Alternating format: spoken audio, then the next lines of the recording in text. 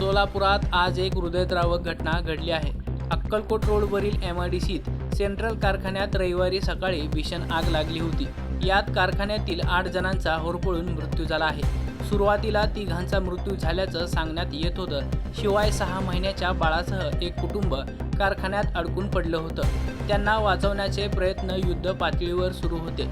दरम्यान या आगीतील मृतांचा आकडा आता 8 वर पोहोचला आहे। घटनास्थळावरून मिळालेल्या माहितीनुसार सेंट्रल इंडस्ट्रीजचे मालक देखील कारखान्यात अडकले होते, तर 5 जण मास्टर बेडरूममध्ये लपून बसले होते। या 5 जणांना कारखान्याच्या बाहेर पडता आलं नाही, त्यामुळे त्यांचा गुदमरून आणि होरपळून जागीच मृत्यू झाला आहे।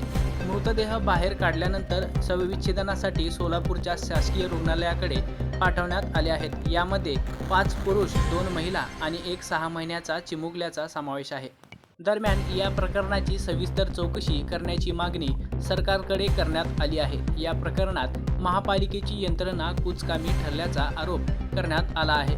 आग आटोक्यात आणण्यासाठी पाणी कमी पडत होते, त्यानंतर जिल्हाधिकाऱ्यांना फोन करून खासगी टँकरद्वारे पाण्याचा पुरवठा करण्यात आला।